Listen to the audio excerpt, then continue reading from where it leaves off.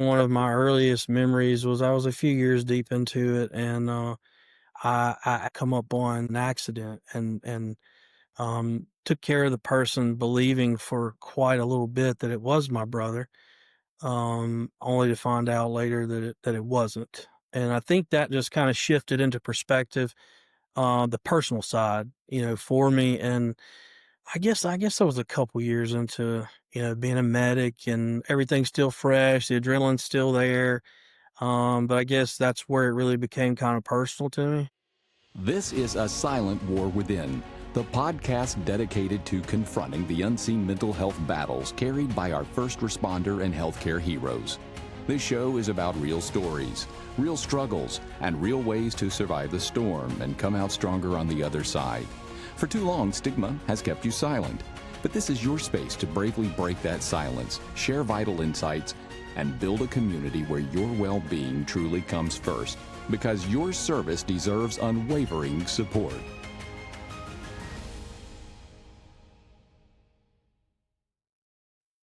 Welcome, everybody, to A Silent War Within. We are excited that you're here. I am very excited to have our guest today because he is a close friend of mine and somebody that I work closely with in a professional sense. I'm so excited to have him. He has been in EMS, critical care, nursing, you name it. He's done it now in leadership. So we're extremely excited to have Calen Murphy. Calen, tell us about your current position and tell us about how you kind of drifted into this EMS role and nursing role. How did it all start for you?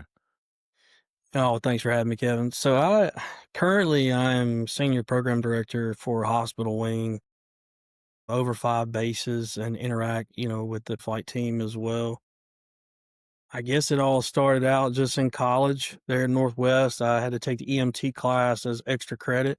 My first semester in, kind of got hooked. I'd actually been accepted in nursing school um, the second semester, but I took the EMT basic class, got hooked, decided to go to medic school, worked as a medic for some years there, went to nursing school, and then the rest is the adrenaline addicted history. I think majority of my career, all except for about 3 years in there, were wound care, case management, and a couple other things were involved. Good. Just kind of took a step back. Yeah, I was a regional wound care nurse for a home health company for about three Okay. years. But past that, man, yeah, it's been great. Flown for well over a decade, and then found my way into leadership. Base medical manager there in Oxford for Hospital Wing 7, and again now I'm program director again, senior program director over Hospital Wing. So very fortunate. Very. It's hard to believe, when you look back, it's been that long, but as they say, just blink, right? That's right. What year did you start? Uh, 2003. Wow. Yeah. Wow. I started in '07, so you were before me for Yeah. sure. That's wild.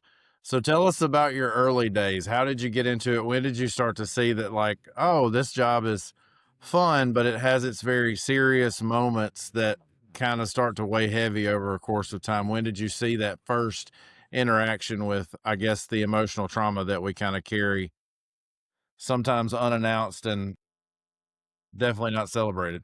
Yeah, I think, I think in my early days, it was both beneficial and I would say detrimental to interact with hometown people, on the ground truck.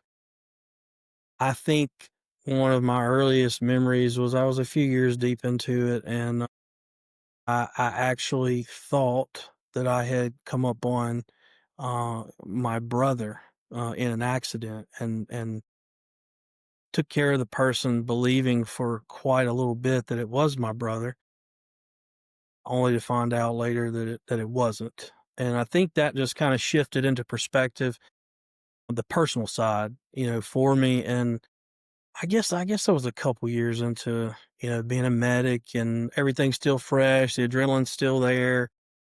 But I guess that's where it really became kind of personal to me, and the Yeah. first realization of humans, right? Oh, Humans, yeah. lives, and it's very personal to people on the other side. So Um, that kinda hit me a little bit there and changed my perspective a pretty good bit from that point forward.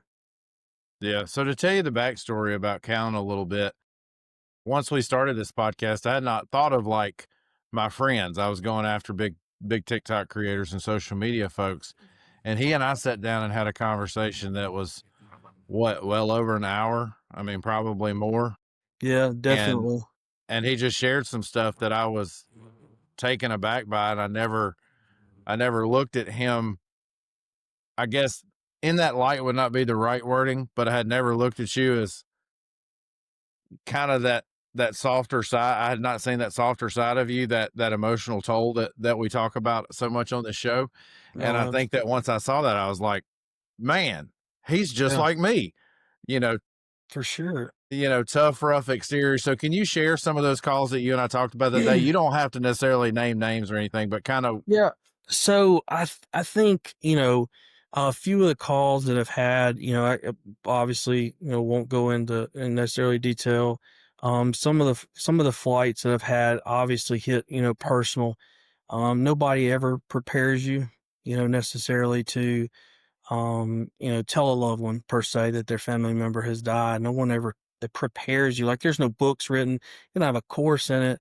Um, but a particular, accident on a highway where you had to deliver, information or, bad news to a parent.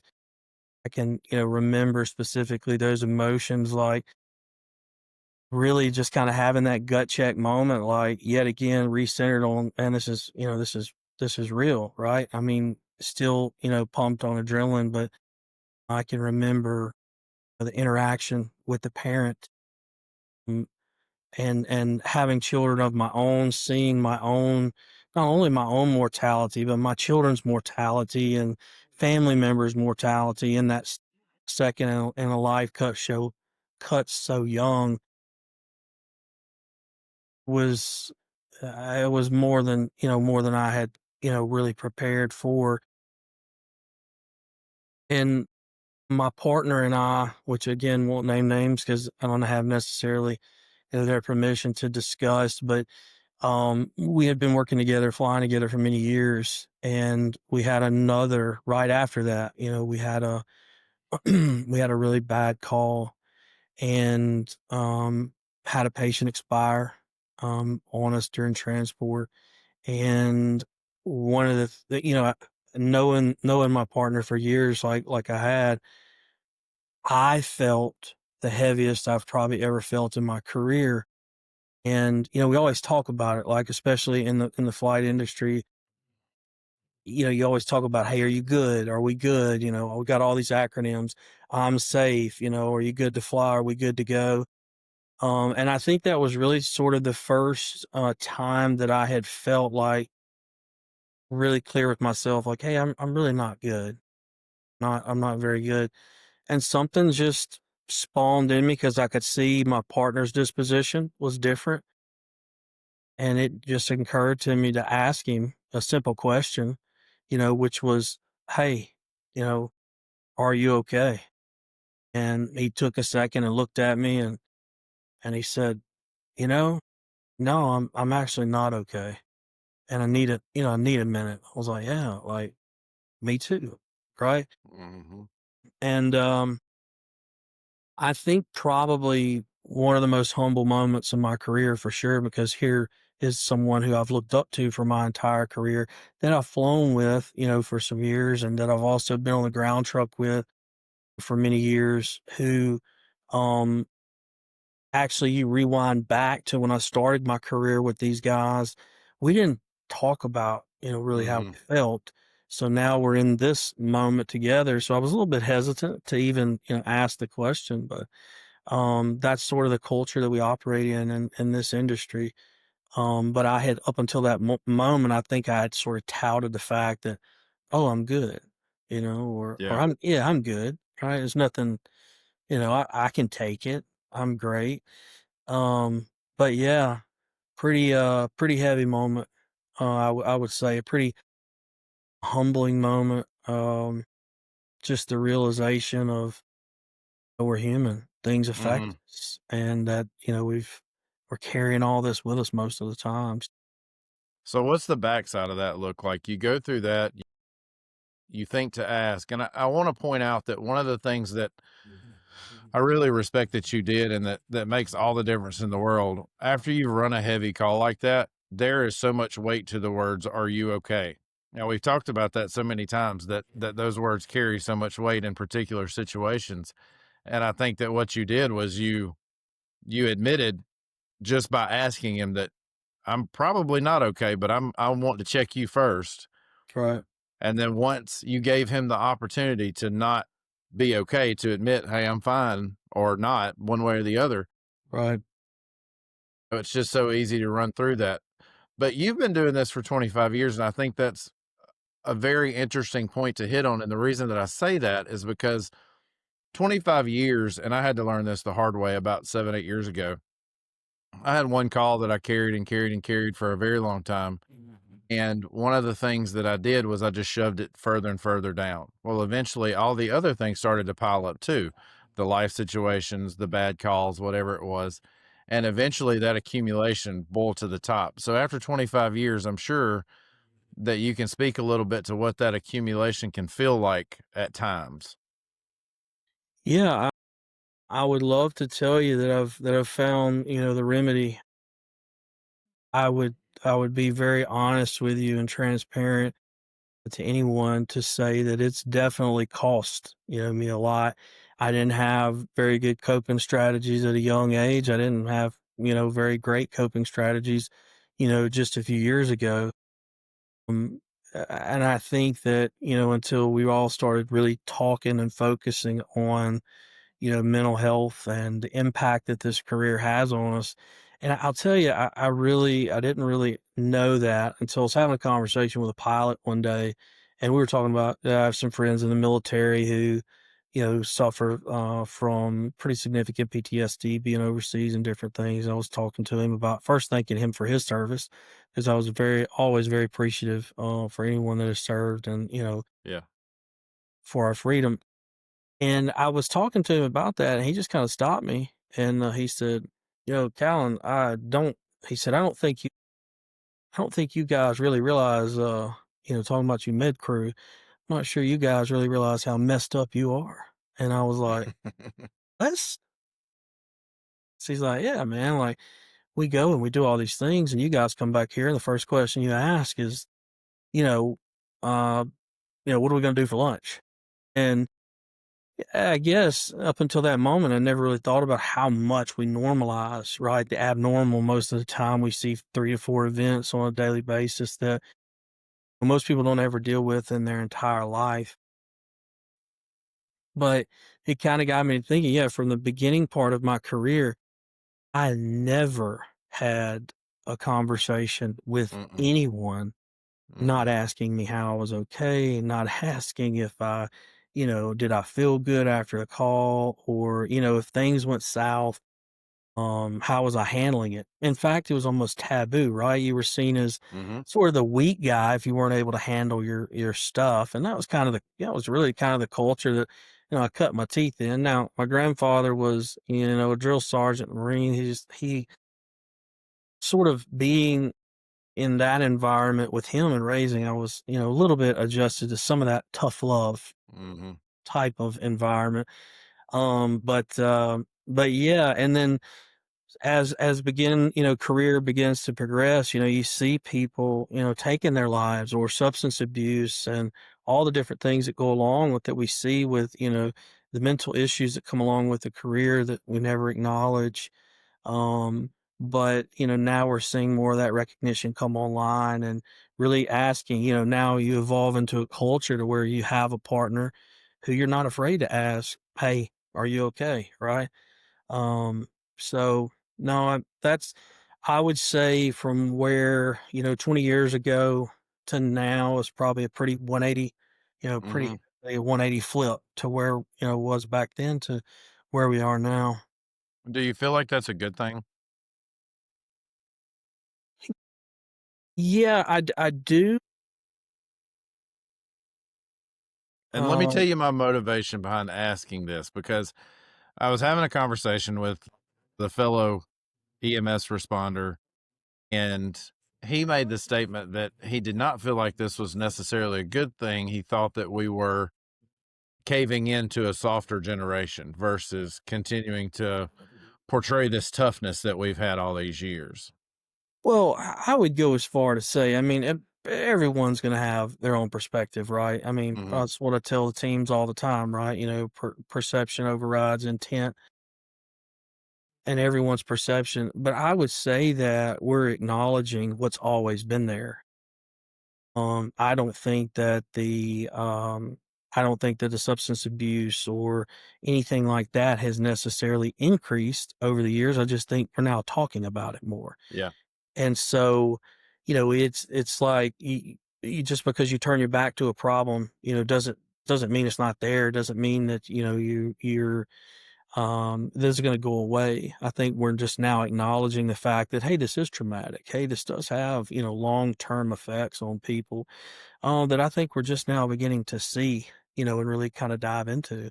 But I don't think we're making a weaker generation at all. I Mhm. think that we are actually probably prolonging careers because people aren't afraid to not be, you know, not be okay. Like I tell guys all the time, it's okay to not be okay, right? Mhm. Um, and I think that when you have that cognitive offloading to where, you know, you didn't get the save per se in the human life that you were trying to take care of, that you just kind of offload that, right? And try and take efforts to heal from it versus just trying to ignore it, right? Because Yeah. it's still there. It's still there. But I think definitely talking about it, acknowledging it is a much, much better path. Yeah. And you and I were part, and you before me obviously, but you and I were part of a generation, and we talk about this often, that clearly had its time of antics and all the crazy stuff that we did, and the way that we kind of lived life back then. And it's always funny to for us to be together.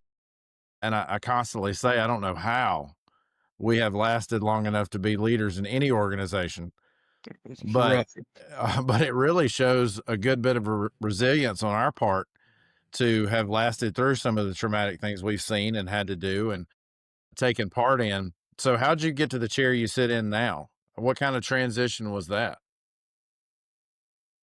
Hmm. Well, Because your title is senior operations director, right? it's senior program Or director. senior program director. So Okay. yeah, and over hospital wing. Well, it started when, you know, hospital wing used to be not for profit, and then, you know, Medtrans acquired us and was a great transition.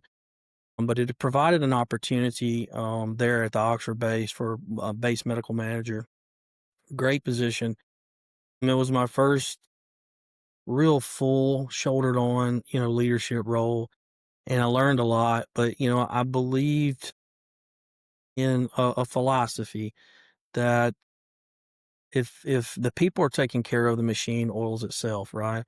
Another thing I got a chance to do in Oxford was to demonstrate the change I expected to see. I wanted people to pick up extra shifts, so I worked, you know, and I dug in and, you know, I just displayed the example that I wanted to see, you know, out of the guys and the guy and the ladies and gentlemen there on my team who were phenomenal group of people. We had a lot of growing pains, had a lot of, you know, had a lot of things to learn from. But I think that canvas set up sort of the path to where I am now. I guess 4 years of that, just in all the staffing shortages and how I Mhm. sort of handled, you know, a lot of that. But it really wasn't. It's still the credit to the team because once you build a great team, I mean that all the credit really goes to them. So Mhm. when this position came open, I didn't wasn't exactly ready to stop flying, but I was sort of told, you know, that that was sort of a requirement. So, um, and I believe in it, right? I believe in the safety culture that we have, and I think it's phenomenal. We've got an amazing culture, but I found my way in here, um, and just still trying to do the same thing, right? And I think that throughout, when you go back and talking about, am I okay? We always talk about in this industry, like, are you good to go? Everybody's good, or, where are you mentally? And I used to always tell the guys all the time, is like, if you can't hang whatever you've got going on that fence before you come in at the gate, then you don't need to be here. Right. And that culture is one that we have here and have always strived to keep. And a couple of times in my own life, right? I was at work when I shouldn't be and recognized that a lot of, some things going on in personal life I just shouldn't have been at Hmm. work, and I left, mainly because I didn't wanna be a safety risk, but, to the team, but I think, finding my way here has just been trying to just, keep the people first and just try to always demonstrate what you expect to see out of your teams. I always tell people the servitude or the leadership or whatever the pyramid is, people often get it backwards. They think that the higher, positions that you take, the more people serve you per se. And it's exactly the Exact opposite. opposite. Yeah. Yeah, it's the opposite. I mean, the pyramid is in reverse. I mean, the higher you go, the way that it should work is that Hmm. you serve more people, you are, a humble servant of your team. So, and it's the way that I view it. But no, I'm thankful, and I really, you blink, I can remember sitting in an ambulance with one of my old partners, and I can remember seeing a, helicopter landing. At the time, no one was hiring medics to fly, and I can remember looking at the helicopter, telling my partner, like, "One day, man, one day I'm gonna fly in that helicopter," and I actually did. But must have been a good journey. I'm Yeah. very thankful for sure. And one of the things that I've had to learn over the last year or so, leadership carries its own kind of weight. It's different when your words have so much value and your words carry weight and you make decisions that affect people's lives. That's a very hard way. How do you deal with that mental burden of being a leader? I think that's something that's not discussed enough. Well, I'm still learning every day, to be honest with Hmm. you. Um, I try to, I would say I try to disconnect, but I can't, as well as I should. Same. I would, I think I need to develop a little bit, better tactics for that. But I don't really know. Being open with yourself, trying to take time though for yourself, you know, in the gym, having a hobby, something really as simple as just to walk sometimes outside to just unplug your mind and sort of disconnect. I recently went to my daughter had a band night and something as simple as, you wouldn't believe because I don't necessarily I mean, I'm not great on crowds, ironically, but I'm usually pretty withdrawn on my time off. But something about just being able to unplug and sort of Hmm. like being able to pull away just a little bit from work, I think I had a heavy realization just how important that was. And I've got a friend that's he's always told me that over the years, man, you've got to figure out an outlet, in a way to sort of tap out for a little bit. And I think, recently I've figured out just how much I need that. Yeah. Yeah. It is super important. One Right. of the, when I was writing, so I always send out an episode guide for every episode. And a lot of it is me having conversations about what I want the episode to look like with my AI. So I'm going back and forth, talking, getting response, talking, getting response. And one of the things that I talked about is how lonely leadership is sometimes. And from one sense, yes, it's lonely. You don't get invited to breakfast with the crews a lot anymore. You change shirts when you walk in a room. Sometimes you have the scatter, sometimes you don't. But one of the things that I've found in leadership is that if you can plug in with the right set of people, like you guys, the team we have over here, even some of the stronger staff, leadership has not been a lonely journey for me. I've come to your office numerous times and just, hey man, what's up? And Absolutely. Yeah. that's just part of it. So that helps relieve my mental burden of some of the load of leadership is having others around me like you and your co leadership team Yeah. that I can look up to and walk in and go, man, this sucks. Yeah. No. Yeah, and I think, and that's a piece that we're kind of restructuring too, and you guys have, and you're exactly right. Having like-minded people to be able just to sit down, and if you think about it, right, in its own form, even though like right now, I'm not sitting the seat and flying and taking care of patients, but it's still our own way of checking in on one another, right? Mhm. Hey, are you okay? Right. Or, hey, I'm not really doing okay with this, or seeking, some clarity. So it has its checks, but no, you're exactly right. It does. I think that was probably the biggest challenge for me going from being part of a crew to, a Mhm. leadership position was that disconnect because Mhm. for all of my career, I had been involved in some form of team dynamic, right? In every aspect, and still part of team dynamic, but it was just different coming off the flight line, because there's such heavy camaraderie there, amongst the team. So,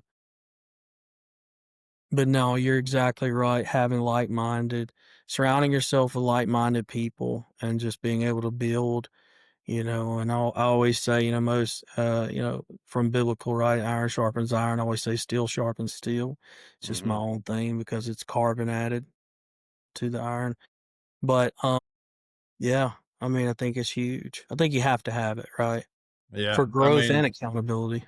One of the worst, man, had to be one of the worst weeks of my leadership journey so far. And I always say that I'm a student of leadership. I don't ever want to not be a student of leadership. Something I'm still learning, but one of the worst weeks of my journey so far. This guy right here called me and was like, "Hey man, you all right?" Because I know it's been a rough week, and that kind of thing means the world to people, and it goes to the same way when just like the situation you shared, the same way when we ask somebody, "Are you okay?" You're giving that permission to go, "Man, this is not good. I don't like any of this," Yeah. and I think that's what we needed to keep the conversation going. So, like we talked about, and I like putting it in this perspective because I pick on all the older guys that they're older. Um, but you've been showing up for a quarter of a century. for the for the person who's listened, who's got 4, 5, 6 years and is already beginning to get burned out, uh, what do you say to them? What does sustained resilience like ours look like in your opinion? Well, I think you have to have conversations. I think first it's our job as leaders to know and hopefully to be able to catch our team members before they get to that point.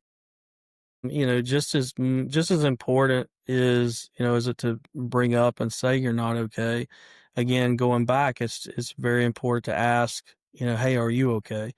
If we notice one of our team members beginning to stray or divert, we should always, ask them, "Hey, you good? I just noticed you're dot dot dot." Right?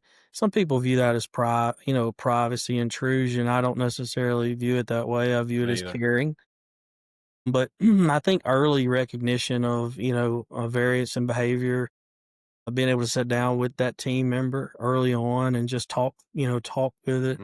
talk with them through whatever could be going on, because it could be something you could help them with, but really just trying to coach, really just trying to be there.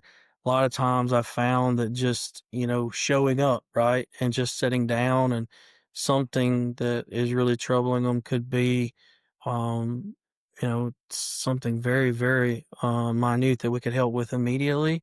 And then sometimes it's a timed thing, but just being there. And I would say conversation is really the best form and demonstration of care that we can do. You've also been in some type of leadership position for a while too. What do you say to a guy like me who's in it for 10 months, who's like, man, this sucks? Like, what's the mentorship, the unofficial mentorship that, even you probably unknowingly have over me? Like, your words carry weight with me personally. And, what do you say to that young leader who's just getting their start? Well, I honestly, I would say, just like everything else, it takes time. Leaders, just as well as any other position, Hmm.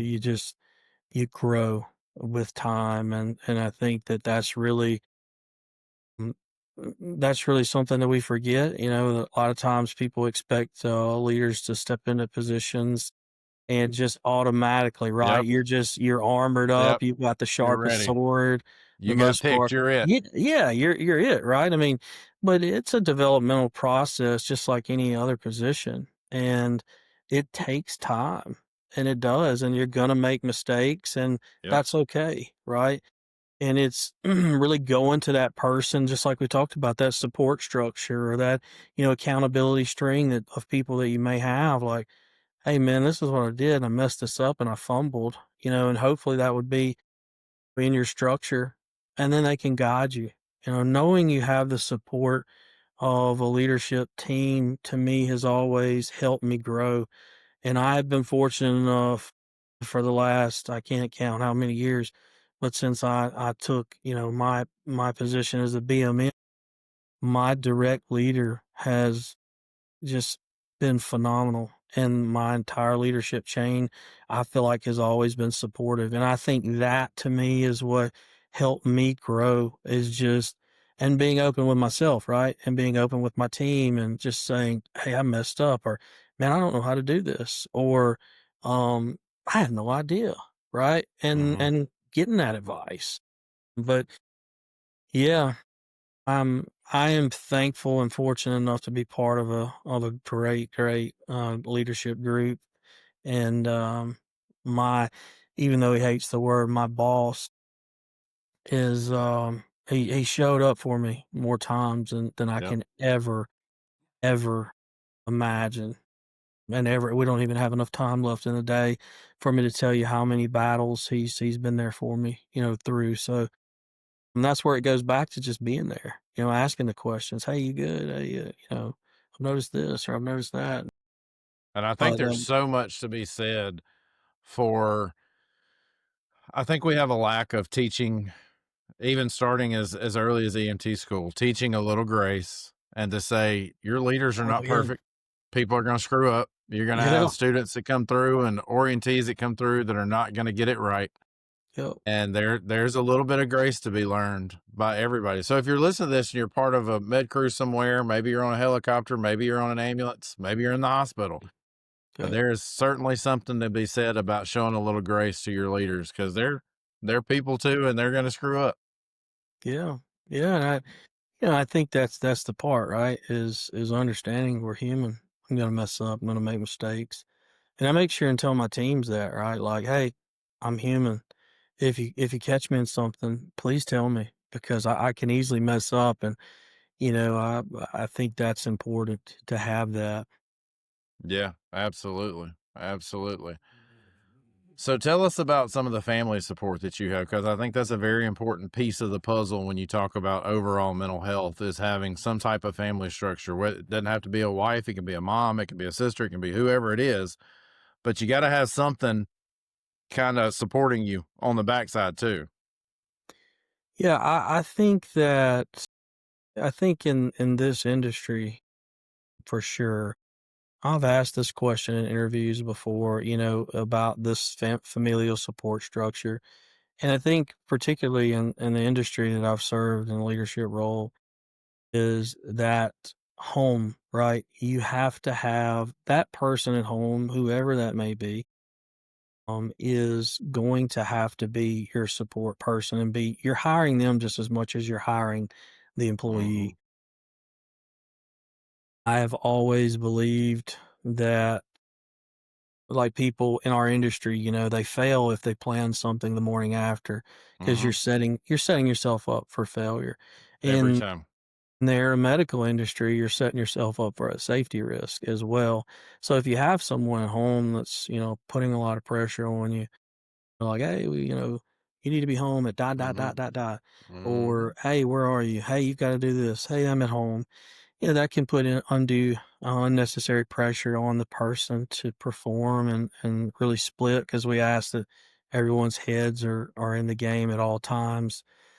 Um, I would say, for me, my wife has always been, understanding for, uh, a lot of things, but one of the things that she's always understood is the industry that I'm in, and so, my children, I think from a very young age, I've sat them down. They understand what I've done, even when I was flying. Hey, this is was always open with them, about what we did. So, I feel like having that familial support is huge and necessary. Of course, it was always funny to me because if your family members are not in the medical field and you sit down and have a conversation with them, and I can tell them about a, 20-car Mhm. pileup and a mass casualty incident, and then they listen to me for about 45 seconds, and then the next thing is like, "Well, I had a bad day yesterday too. The mailman forgot," and I'm like, "Okay, well, these 2 things, they're not even the They're same not the world, right?" same. So there's that piece of it. If you have I think just as much because, I think we're all hesitant to lay down some of our struggles or what we're struggling with our significant others or with our family, with our kids, with our moms, dads. Um, is still that support group at work like we talked about.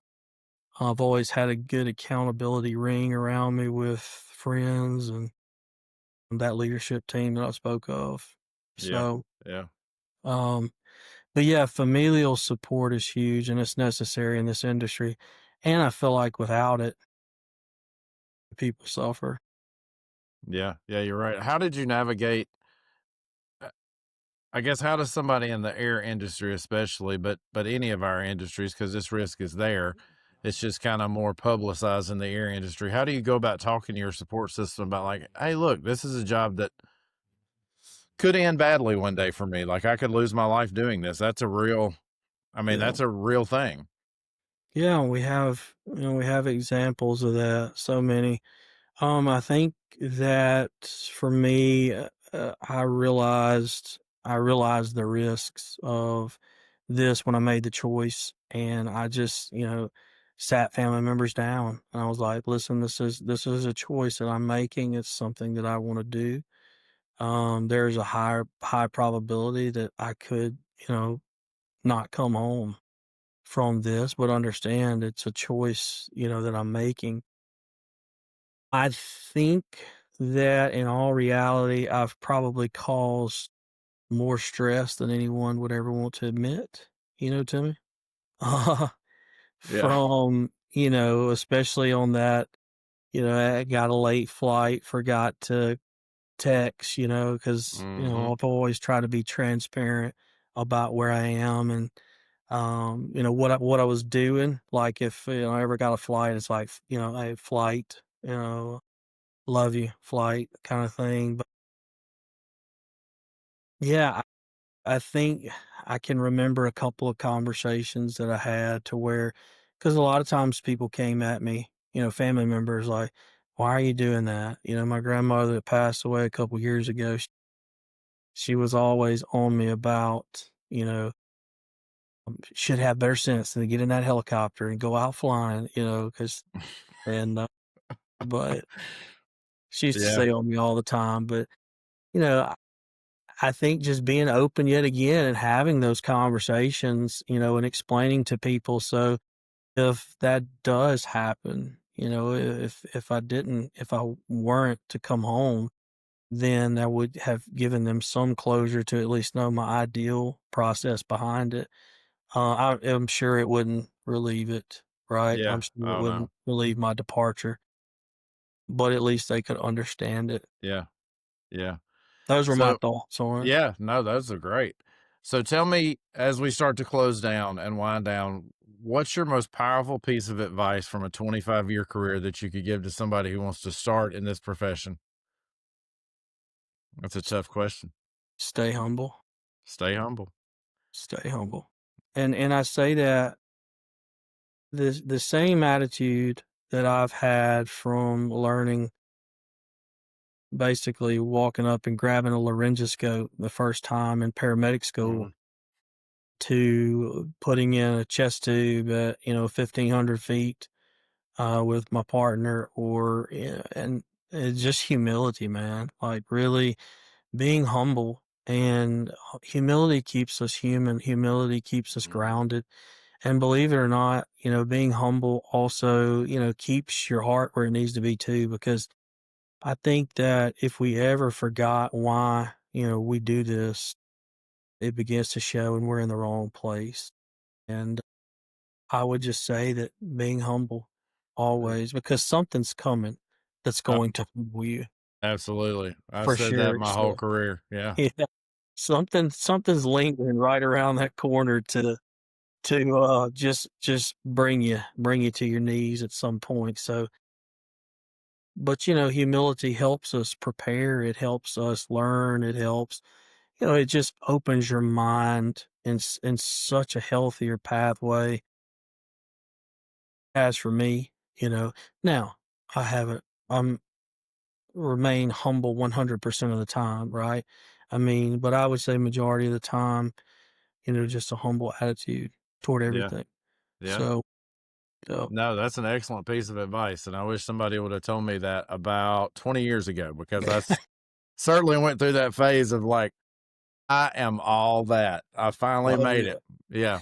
Oh But yeah, the other, I went through it. I went through a little bit of that when you know, I can remember putting on my flight suit for the first time and strutting around everywhere and it didn't take very long for something to come along that just, buckled me back down to my knees and I absolutely. realized like, the best place to remain is humble. So, Same with the first day I got that little gold patch in the mail and I walked yeah. around with it all over the place. And I thought I had made it. And then I realized the learning had not even started yet. Oh no, absolutely. Yeah. Yeah. Absolutely. Well, Yeah, it's Callan, just every day. so Callan, your career has been a true testament of resilience and you've given us some core messages to hold on to. And I appreciate you joining us. Guys, as always, you can find us in a few different places. We post all our shorts on TikTok, Instagram, Facebook. You can stream us on Apple Podcasts. The video version gets put on Spotify as well as YouTube, so you can watch us there. A few other international podcast sources. We were actually streamed in Australia and Italy the other day, which I thought was kind of cool. You can also join us at our website. We've got a newsletter that we're working on that will start to come out soon. For our listeners, that is asilentwarwithin.com. You can check us out there. All of our episodes also get automatically posted to the website, which is great. And of course, I really hope that you have enjoyed this as much as I have. I thank you for joining us. Thank you, sir. And as always, guys, if you're listening, be safe, take care of your mind, and we will talk soon. Bye, everybody. You've been listening to A Silent War Within. If this episode resonated, please subscribe, leave a review, and share with someone who needs to hear it. Remember, you're not alone and your well-being matters. It's time to end this silent war.